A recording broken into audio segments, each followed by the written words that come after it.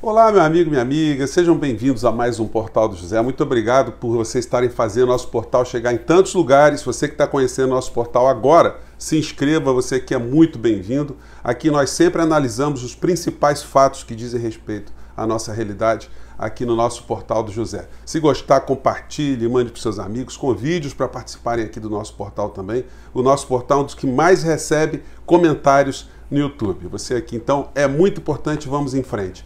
E hoje nós vamos falar de bandidagem, como descobrir bandidos, como enfrentar a bandidagem governamental e como informar as vítimas que elas estão sendo vítimas da bandidagem governamental, a bandidagem midiática e a bandidagem dentro do governo na área econômica.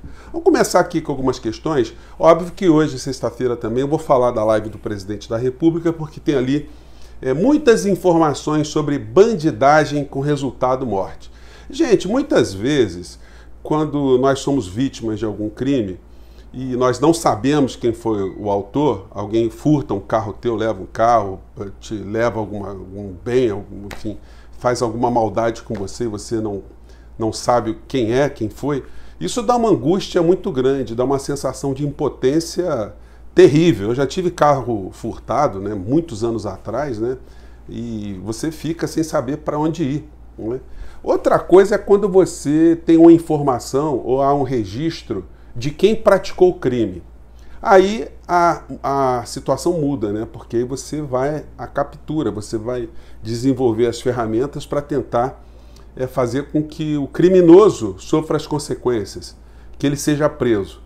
Aqui no Brasil, nós estamos diante de crimes muito intensos e os criminosos já estão absolutamente bem identificados. O passo seguinte será o que fazermos com esses criminosos. Vamos pegar aqui algumas questões aqui. Eu vou falar especificamente da live do presidente, né, como eu disse a vocês, mas eu quero começar abrindo aqui com algumas questões. Ontem o presidente esteve lá no Paraná, Santa Catarina, enfim. Chegando no aeroporto, ele pegou uma placa e expôs ali a sua, pelo menos a sua aparente divergência ou animosidade com o Sistema Globo, a Rede Globo de televisão. Quem é que acredita nisso aqui? Será que alguém acredita nisso? As pessoas veem os documentários, veem as reportagens, cobertura do Jornal Nacional, fazendo críticas veladas ao Bolsonaro. As críticas nunca são diretas, nunca são absolutamente expositivas da influência que ele tem nessa pandemia, da influência direta dele, da pessoa dele, enfim. Então, isso é colocado e as pessoas gritam, mito, aplaudem, né? É uma festa total. Isso é o que está na aparência. Mas o que está na concretude, no comportamento do governo e a relação com as emissoras, as organizações Globo? Aí você vê isso aqui, ó. O editorial do Globo dizendo isso aqui. Pandemia e reformas são as prioridades. Bolsonaro tem o direito a propor seus projetos, mas o Congresso tem o dever de enfrentar a agenda mais urgente. Sabe de quem é essa agenda mais urgente? É a agenda de Paulo Guedes. A agenda de Paulo Guedes é a agenda das organizações Globo, inteirinha, sem tirar uma vírgula. Então o jogo é assim, o Bolsonaro finge que briga, finge que está cortando verbas e tal, mas o homem que está mandando no dinheiro do nosso país, no orçamento do nosso país, para onde os recursos são destinados, esse homem é o homem da Rede Globo, que é o Paulo Guedes. Vamos lembrar aqui que o Paulo Guedes ele é do Instituto Millennium, cujo um dos organizadores, proprietários, é o João Roberto Marinho, filho do Roberto Marinho da Rede Globo de televisão. Vamos recordar também que nas vésperas da facada que o presidente teria levado em Juiz de Fora, um dia anterior ele estava junto com Paulo Guedes na sede da Rede Globo de televisão, numa reunião com João Roberto Marinho. Então, as pessoas que querem acreditar que tem uma questão de fundo aí, uma questão estratégica que divide o governo Bolsonaro dos interesses dos grandes grupos de comunicação, especificamente da família Marinho e da Rede Globo, as pessoas estão viajando na maionese no pior sentido, né? Então, essa é a questão que eu queria colocar para a sua reflexão, para vocês verem de fato se na área econômica existe alguma divergência entre o governo Bolsonaro, o governo Paulo Guedes e os interesses dos grandes grupos econômicos aqui do nosso país. Pois bem, agora eu quero falar de um outro tipo de pilantragem, de vagabundagem, para entrar aqui no presidente da República. A Rádio Jovem Pan, que é um veículo de comunicação que tem muita audiência junto aos setores de direita, eles fizeram uma matéria alguns meses atrás sobre o pastor Valdomiro e o feijão milagroso. O feijão que ele recomendava, ele disse que ele não vende o feijão, não vendia, ele recebia doações para quem acreditava que o feijão cura a Covid. Vamos pegar aqui um trecho da matéria para a gente estabelecer uma relação da cobertura jornalística, entre aspas, que eles fizeram desse estelionato, dessa indução à morte de pessoas que acreditaram que comer feijão milagroso salva da Covid, e a indução que o presidente da República faz em relação a remédios absolutamente inúteis. Vamos acompanhar aqui a matéria, vamos lá. Mas João, o pé de feijão ganhou uma versão atualizada. Uma igreja parece ter se baseado na história para tirar proveito dos fiéis. A reportagem é de Nani Cox. O Ministério Público Federal ordenou que o YouTube retire do ar vídeos em que um pastor diz que feijão ajuda na cura da Covid-19. Nas imagens, Valdemiro Santiago de Oliveira, líder da Igreja Mundial do Poder de Deus, conta o caso de uma pessoa que teria se curado da doença com o grão.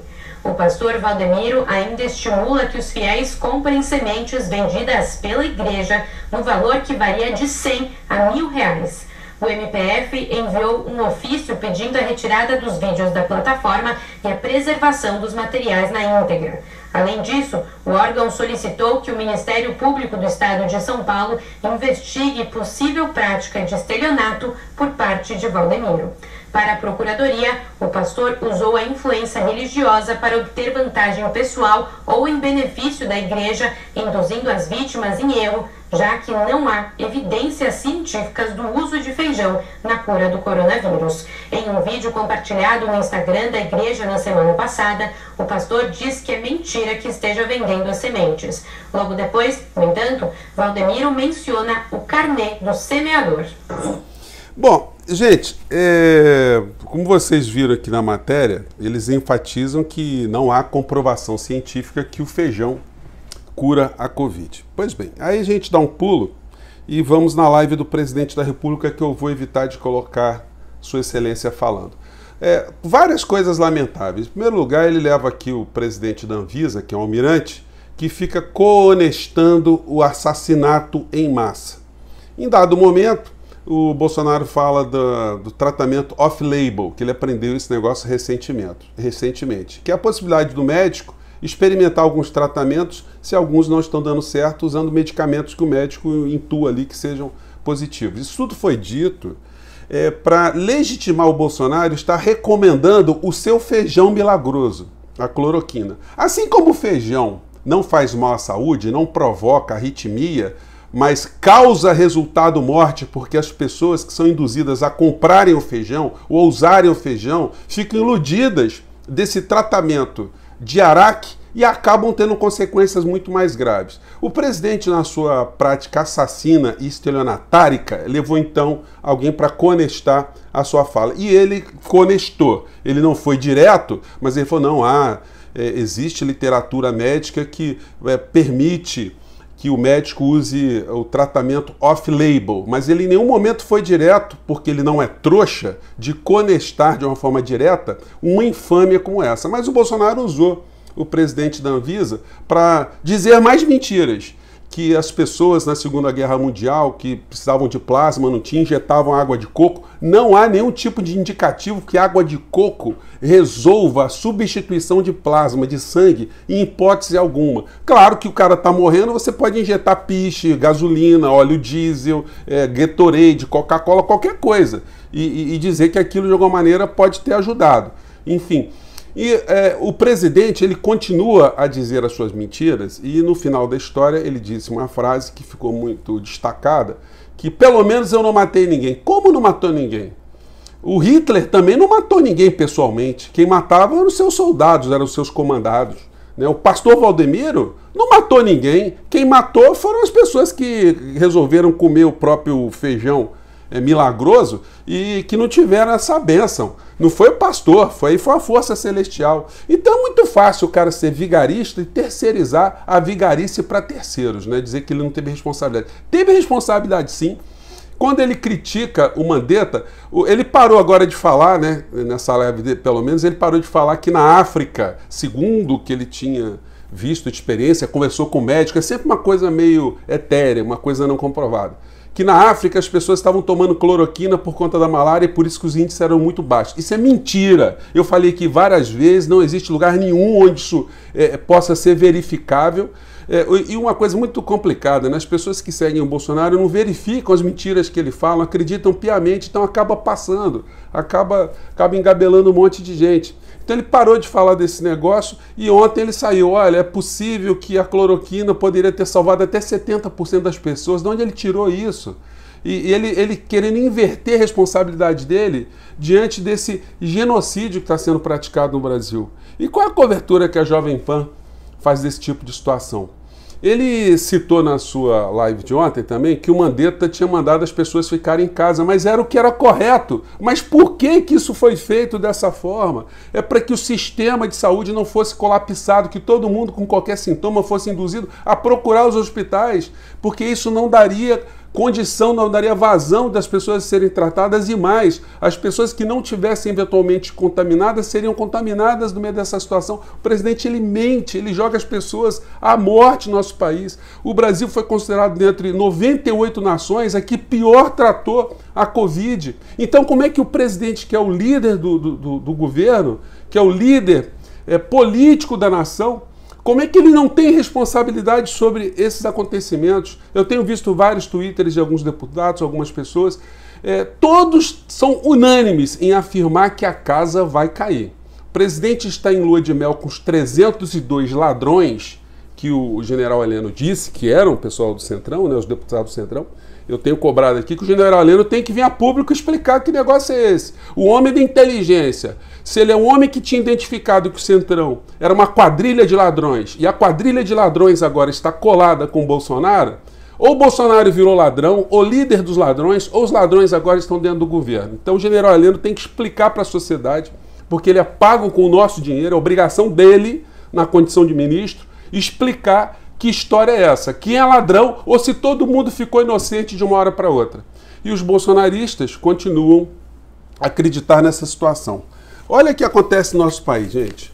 Com as propagandas do Bolsonaro, nós tivemos uma explosão de compra de cloroquina, de vermífugos e de coisas equetais. Faturou aí, o faturamento foi trilhardário, né? Vamos ver se lá na frente esses laboratórios não vão fazer algum agrado à família presidencial, porque o lucro foi pesadíssimo, né? O presidente nessa live patética, sempre insinuando ali que vai mandar leite de moça também no forever dos jornalistas. Agora ele tem uma inclinação para esses assuntos. Ontem, no Paraná, ele falou que é imbrochável, que não usa remédio para potência sexual. Ele entra com umas histórias assim, totalmente extemporâneas, né? E o que nós vemos na prática aqui as reformas que o governo está querendo patrocinar, governo, diga-se Paulo Guedes, né? Não vão gerar empregos nenhum aqui no nosso país, né? O que muita gente que é ligada acha que o Bolsonaro vai fazer alguma coisa, acaba sendo iludida. Mas o fato é que o governo, gente, deixa eu mostrar aqui, o governo está caindo em investimentos, cada vez mais o Estado investe menos, gasta menos. E qual é o efeito prático disso? O Estado, ele é um grande movimentador da economia. Quando ele não faz obras, não faz construções, não faz rodovias, enfim, infraestrutura, ele não movimenta a economia de uma maneira geral.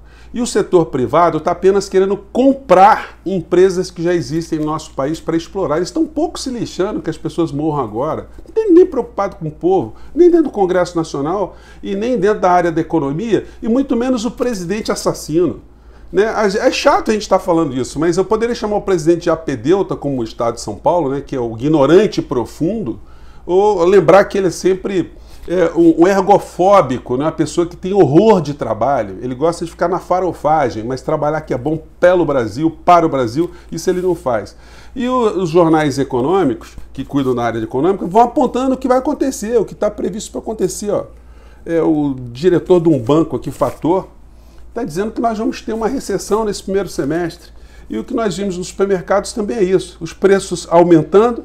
Acabou o auxílio emergencial, as pessoas estão sacando o dinheiro das suas poupanças para gastar os seus últimos trocados ali. Você que compra óleo de soja no Brasil inteiro, você sabe como é que está o óleo de soja, o preço da carne como é que está, os combustíveis, a energia elétrica, enfim, todos os gastos que nós temos aqui no Brasil, eles estão aumentando, porque o dólar subiu também, né? A gente tem muitas influências do dólar. Então nós não temos uma perspectiva real para esse ano de 2021 de alguma melhora. Nós vamos ter esse alinhamento da área econômica com o governo Bolsonaro, eles vão continuar a dar sobrevida ao Bolsonaro com seus 302 ladrões no Congresso Nacional, e nós aqui vamos ter que o tempo todo ficar criticando, apontando as falhas, apontando os crimes, os estelionatos, e deixar registradas essas informações para que no futuro essas pessoas sejam responsabilizadas. A nossa luta, gente, ela não tem sido em vão.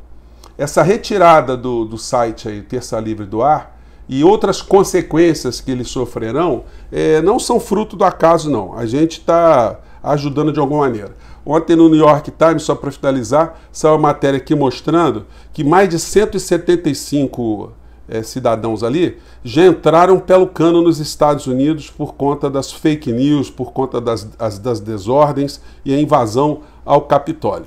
E isso tudo vai acabar pegando gente dessa turma da direita que estava lá nos Estados Unidos fomentando esse tipo de situação. Vamos conferir mais à frente. Eu fico por aqui, gente, mais uma vez. Um grande abraço, obrigado por vocês estarem aqui no portal e divulguem e vamos para frente. Tchau!